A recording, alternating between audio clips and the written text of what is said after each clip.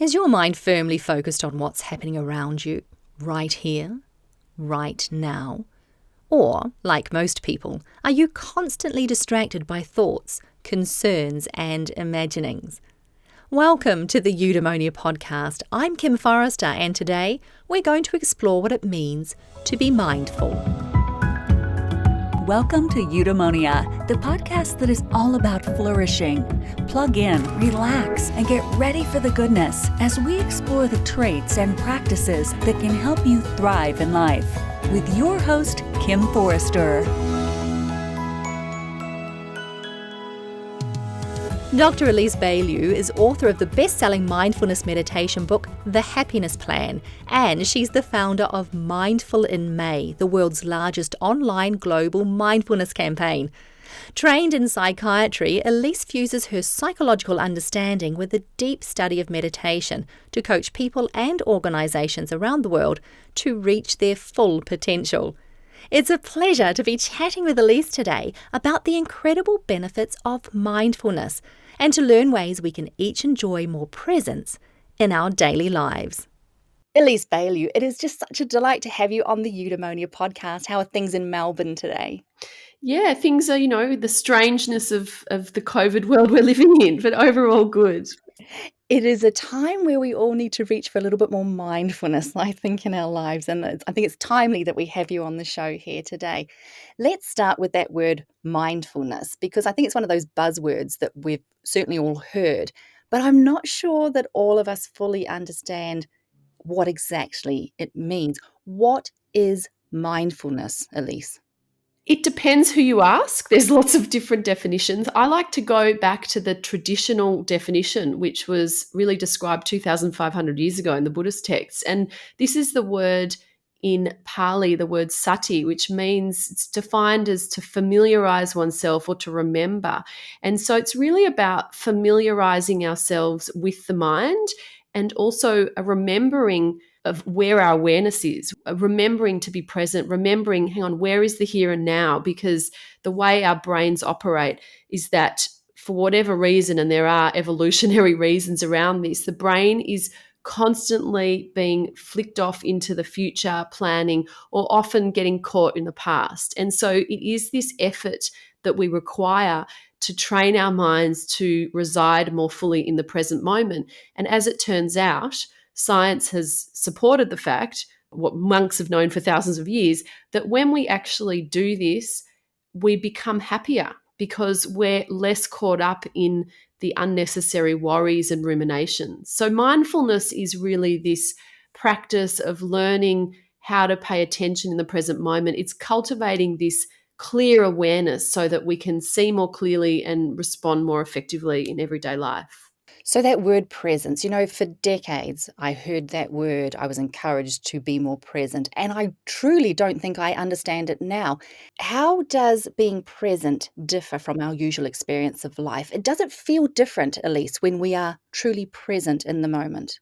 Yeah, I think part of that is if you think about us as humans, there's this mind-body thing going on. And in Western medicine, these two have been separated. So the mind and the body. Realistically, there's no separation there. But from a practical level, this concept of presence, I think everyone can relate to this idea of going for a walk, maybe after work when it's a sunset, and you're walking down the beach and it's so beautiful around you, yet you're lost in your own thinking. You're actually not present. You're present to the distractions and the stresses and the worries. And some may argue, well, that's helpful because I'm problem solving while I'm going for a walk. And yes, that may be true.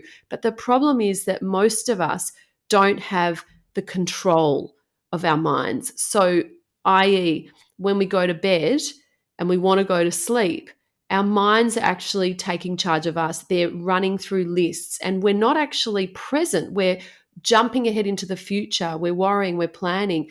So presence is really about bringing the mind and the body together in this moment so that we can live our lives, actually be present to our lives rather than always falling ahead into the next moment where we're actually missing our lives. And I think a really key concept here is around the choice.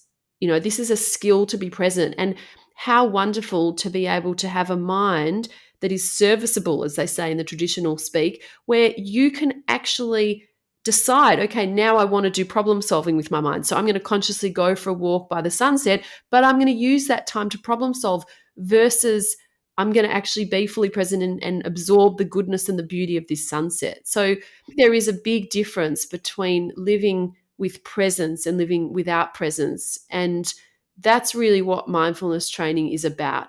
And it's also coming back to the meaning of this word sati, to remember. The key is that we need to develop this awareness to catch ourselves when we are lost in thinking so that we do have a choice. So, for example, I've got 2 young kids and I run a business. I'm very busy and there's a lot going on all the time. But when I'm being mindful with my 1-year-old, I'm consciously coming to that interaction and I'm saying, right, I'm dropping the worries, I'm dropping the planning, I'm fully immersed in this moment, I'm fully paying attention, fully available to her, watching with curiosity as she plays.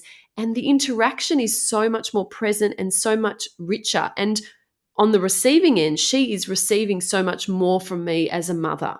So that's a little bit about this concept of presence. So it sounds to me what you're saying is that mindfulness or presence is about having our mind, our thoughts reside in the same time and space as our body. Yeah, or you could say recognizing when our mind is going off into thinking about other things that aren't relevant to this particular moment and identifying that, recognizing that, letting go of those thoughts and bringing your attention back into the here and now, back to what you're actually doing. Mm. So it's like the mind is constantly wanting to time travel, and it's this process and this training of being aware of what the mind is doing in any particular moment and then bringing it back. Another example that just came into my mind that could be helpful for the listeners is thinking about flying, airplane flying. So many people can be afraid of flying. So you take off and you suddenly hit turbulence, and what's going on in this particular moment is bumpiness. But the mind immediately catapults into fear about the future. What could this mean? Are we going to crash? And you've set off this whole cascade of physiological responses of the fight or flight. So actually, you're way ahead of where things are at, and you're causing anxiety and stress on the body and the mind. And if you practiced mindfulness, then you could bring your attention to just being present to the sensations rather than adding on the story of what it all means. Just, okay, can you feel the bumpiness? Can you tune into your breath? So really coming back here into this moment, into this body, rather than getting lost in the stories that the mind likes to proliferate about. That sounds incredibly powerful. But tell me this, Elise. Let's say we're using mindfulness to get present, and what we find in this moment is anger or grief or some other really painful emotion. Is mindfulness actually benefiting us in those cases? That is such a brilliant question. And I think it's a really important question because there's kind of 2 answers here. And this is becoming more of a conversation now in the mindfulness space. So the first thing is that people that have suffered significant trauma in their lives, so from a long time ago that has not been dealt with, when they come into the present moment and they calm their nervous system, exactly what you're saying can happen. They can actually come in contact with this old trauma that hasn't been resolved, and they can sort of become re-traumatized. So for people that have experienced significant trauma that hasn't been dealt with, I would say it's really important. Those kind of people would not just suffer to use a mindfulness app. Like, you would really need to find a skilled teacher that ideally is either a psychologist that is very educated in the mindfulness field, or a mindfulness teacher that has some psychological background and trauma sensitive background. So that's one thing. And for those people that are wondering, oh, well, what if I've had trauma? I don't even know it. I would just say that if you sit and you start meditating and there's very difficult feelings that come up that feel a bit overwhelming, that would be a red flag. And it might not mean you've got unresolved trauma, but it would be a red flag to just go and get adequate support and find more of an interactive teacher that you can work with. If you haven't suffered trauma. Now, what's interesting here is that often when we do practice mindfulness and come into the present moment, we do come into contact with difficult feelings. And I think one of the big misconceptions about mindfulness and meditation is that it's a practice that we do to bliss out or attain some particular state that feels really good.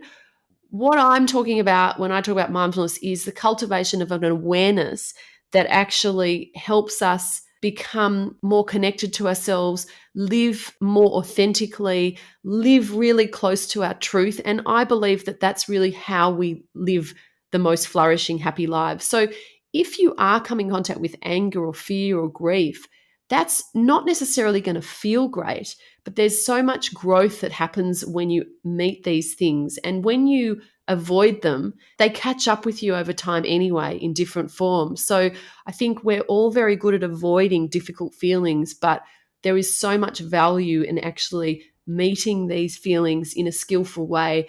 And that is really where your personal growth and development comes. And it's not just for the sake of growing, it's actually for the sake of your happiness and fulfillment and getting to the end of your life and looking back and going, I've really lived what's true. I've been in a relationship that really is satisfying. I've done work that's really meaningful because you've stayed close to what your true feelings are. So, what I hear you saying there is that even if we find unpleasant or painful emotions in there, mindfulness helps us be aware of them, right? Recognize them, process through them with or without support. And that in itself is a step towards more fulfillment and greater happiness. Yeah, absolutely. And I think also greater courage, greater creativity, because it's only when you learn how to be with the difficult that you can grow and discover what is possible for yourself. So I know for myself and for the many people that I've worked with, courage and healthy risk taking has definitely been a run-on effect of developing what Pema Chodron, who's a very famous meditation teacher, calls discomfort resilience, which I love. I love that term. It's like, in life there are going to be situations where there are difficult things that come up and we might have a choice. We can move away from those difficult situations. But as humans, we are all without fail going to experience very difficult challenges that we can't get out of. And there's not going to be a choice. So we're going to have to meet these challenges with some kind of inner toolbox and a level of resilience so that we can grow rather than fall apart. And I think just as you don't show up to a marathon without training, I believe you shouldn't show up to life without developing some kind of inner toolkit to meet the inevitable challenges. And some of those challenges are going to be inner, the feelings, the feeling states, and then some of them are going to be outer, the losses, the grief, the challenge, the disappointment. Over the past few decades in particular, an incredible body of research has arisen around the benefits of mindfulness. Can you share with my listeners now, just briefly, what science says about mindfulness and why it's so good for us? Yeah, so as I contemplate answering that, I think to myself, what piece of research should I share amidst the literally thousands of papers that are coming out? I think the first thing to say is that we know that the brain now changes itself, and this is pretty common knowledge now that we talk about this concept of neuroplasticity that I believe your listeners would probably be familiar with, which is that the brain adapts and changes throughout a lifetime based on what we are doing and the choices that we're making and the things that we're doing repetitively. And this has a positive and a negative implication. If you're playing video games regularly, then the science shows that it actually enhances antisocial behaviors. So, but if you're choosing to do positive things with your brain and your life, then that's having a positive reinforcement, and it's growing these skills and these positive traits and tendencies. So the research around mindfulness shows very clearly that if we engage in mindfulness on a regular basis over a period of time, it can literally change the shape of the brain, the actual architecture of the brain and the function of the brain in ways that are really helpful. So in the domain of focus and attention, which is becoming an increasingly essential skill for us to develop in our lives because of the challenge to attention, which we have through technology. And it's really becoming essential for us to be our own inner controllers of our attention rather than just being completely open to the assault that we have on our attention. So mindfulness has been shown to transform areas of the brain that are related to focus. And then Another interesting area of the brain that mindfulness has really been shown to enhance is the area related to our ability to manage emotions more effectively. So this is called emotional regulation.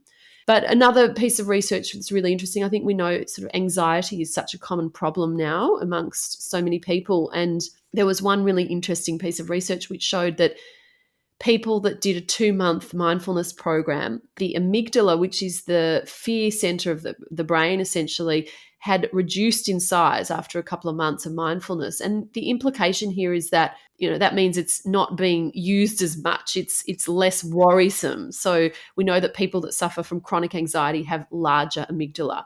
It's like you can be a sculptor of your own brain to some extent. And what we practice grows stronger. So if we're practicing these particular mental training practices, then we're growing our brain in really helpful ways. Then just maybe one other piece of research that is a different angle, which I think speaks to the very deep transformation that can happen through these practices, is on the level of gene expression. And so there was a study by Richie Davidson, who has been part of some of the programs I'm offering, and he's one of the leading scientists in this space of meditation and the brain.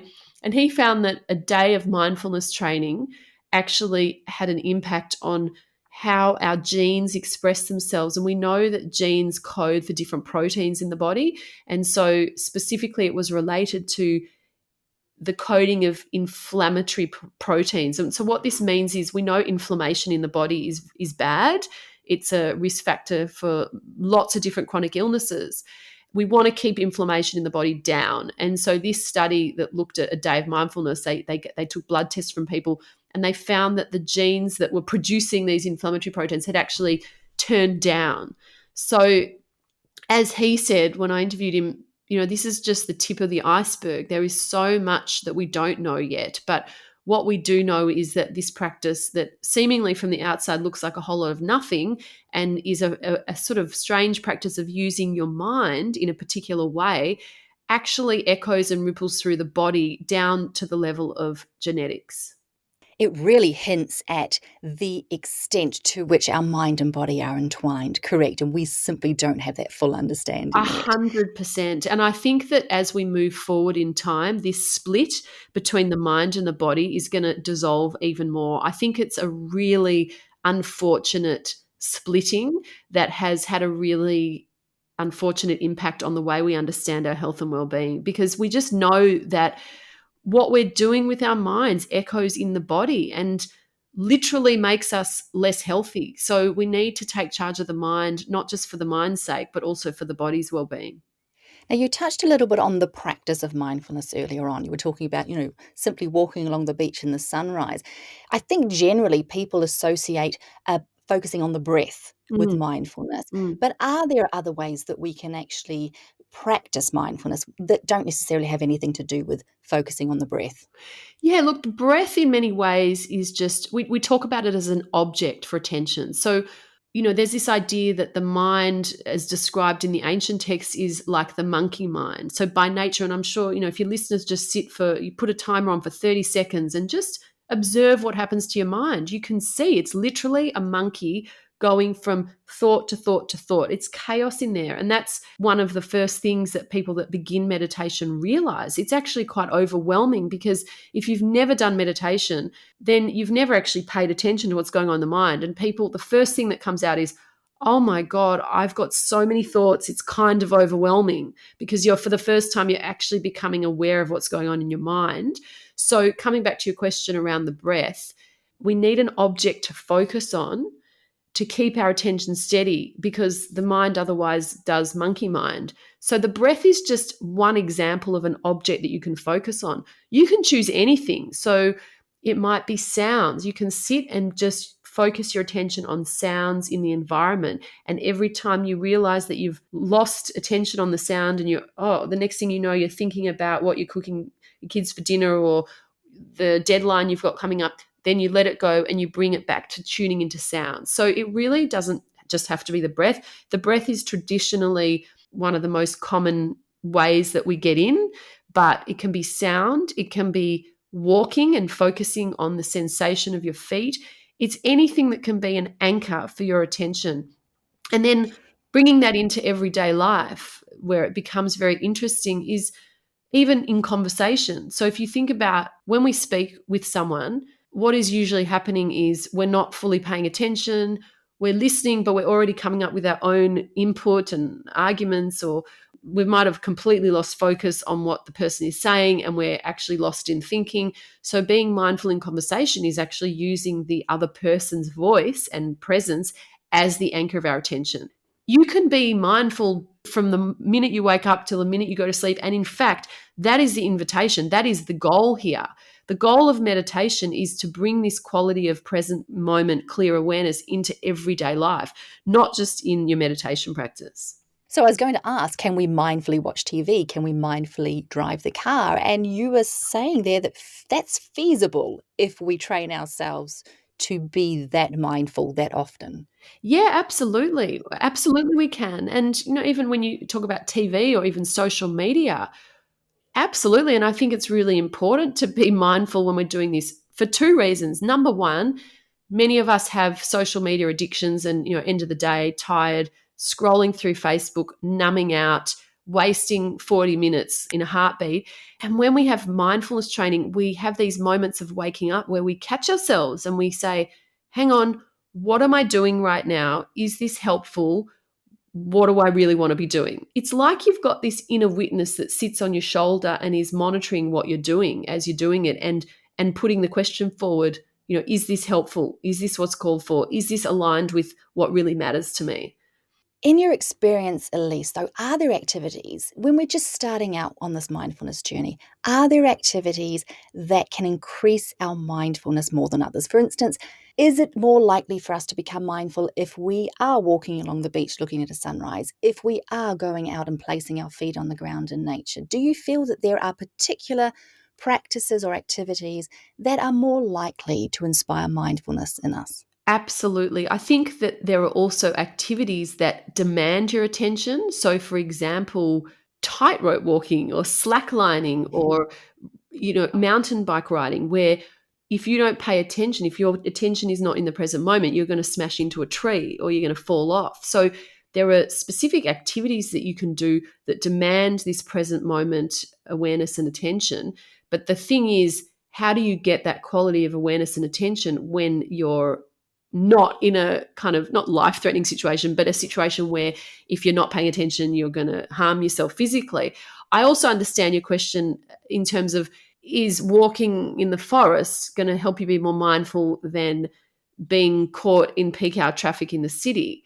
Yes, absolutely, because I think it naturally calls your senses. It wakes up your senses. It brings you very naturally into the present moment. However, we also know that if you're really preoccupied, you could go for a forest walk and really walk through that forest and be completely caught in your own head. So, I think the real key here is that having a meditation practice, which is a sort of designated time that you're actually training in this skill, because it really is a skill, is kind of a non-negotiable if you want to develop this. And it doesn't have to be 30, 40 minutes, an hour a day. It can be, as this famous Tibetan master said, short moments many times. It doesn't have to be an hour of time in a row. But just like I think the gym analogy, the physical fitness analogy is really helpful here. It's very tangible and it's really applicable.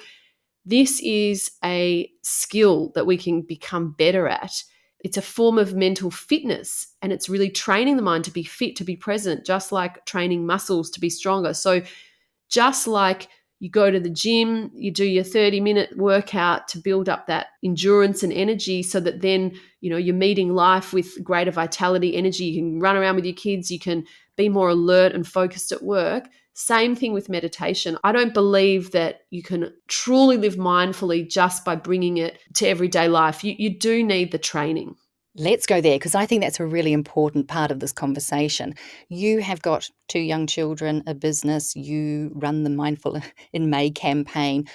How on earth do you find at least 10 minutes a day to sit and practice mindfulness? What kind of practical tips can you give to my listeners who might say, look, there's just no way I have space in my life for 10 minutes of sitting still? What I want to say, first of all, is that people tend to be very black and white. It's like, I'm going to have to do this every day. If I miss a day, I'm a failure. I may as well throw it out.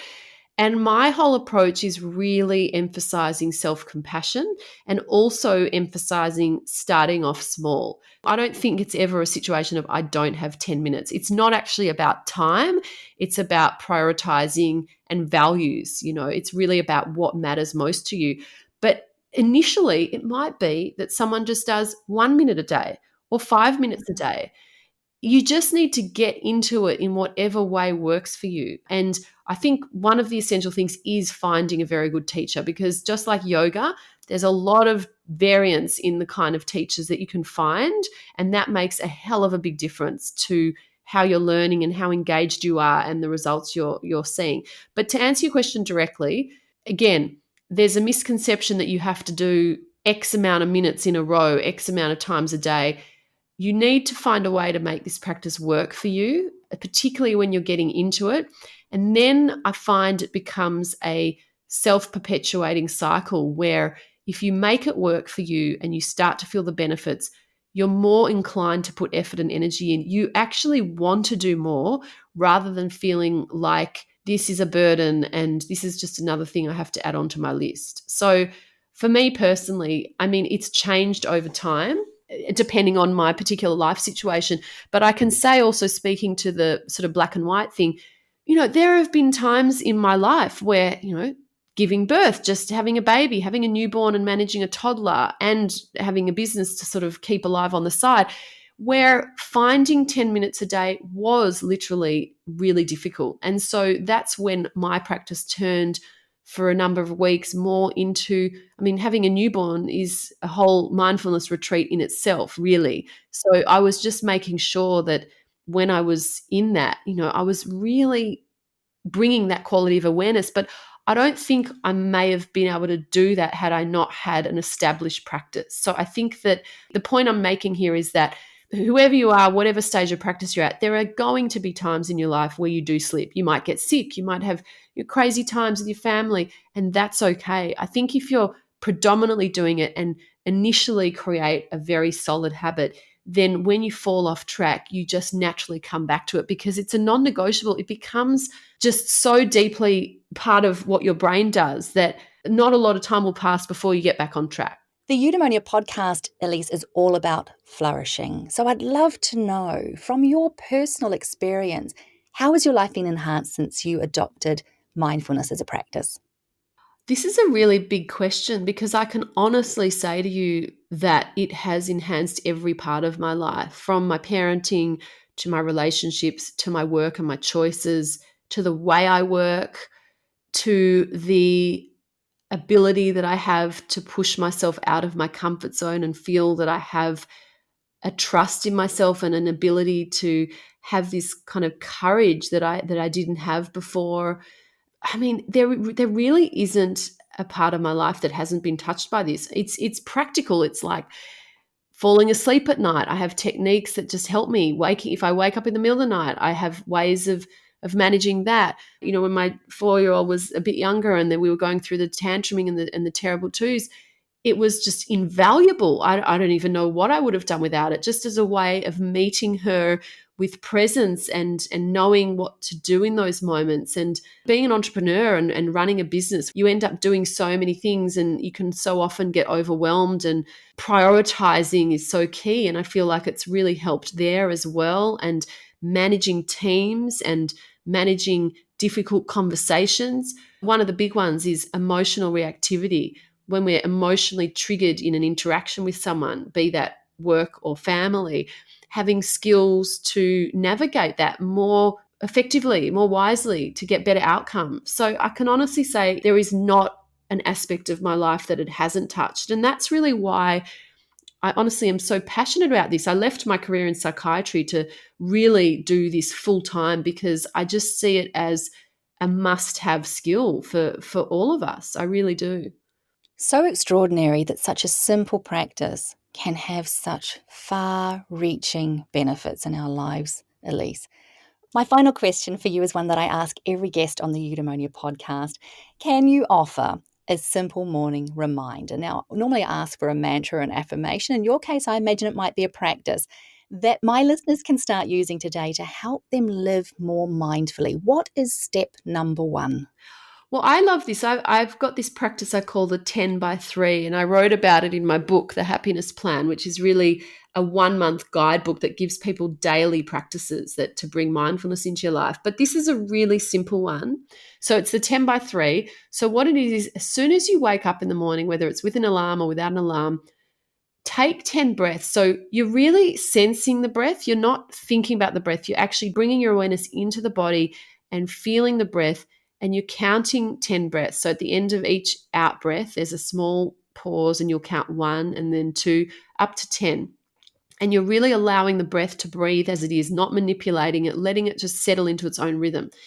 So you pay attention, sense 10 breaths, and then at the end of that, bringing to mind 3 things that you're grateful for. And this practice I do every day before I do anything, before I go to my phone, before I go to my children. And it's just really simple, but it kind of gets your mind into the right gear for the day.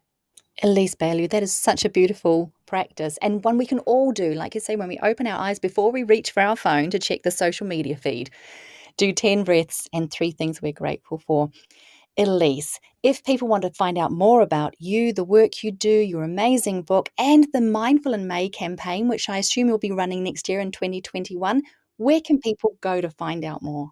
They can either go to the Mindful in May website and get on the wait list and also find out about other online mindfulness programs I offer in between Mindful in Mays. So that's mindfulinmay.org, or my other website, mindlifeproject.com. Elise Bialylew, it's just been such a pleasure having you on the Eudaemonia podcast. I'm grateful for you and your time and your work and your wisdom. Thanks for coming along. Thanks so much, Kim. As the poet Rumi once wrote, look past your thoughts so you may drink the pure nectar of this moment. You've been listening to the Eudaemonia podcast. If you'd like to learn more about how to live a truly flourishing life, please subscribe and check out eudaemoniapod.com for more inspiring episodes. I'm Kim Forrester. Until next time, be well, be kind to yourself, and enhance the moments of your life through mindfulness.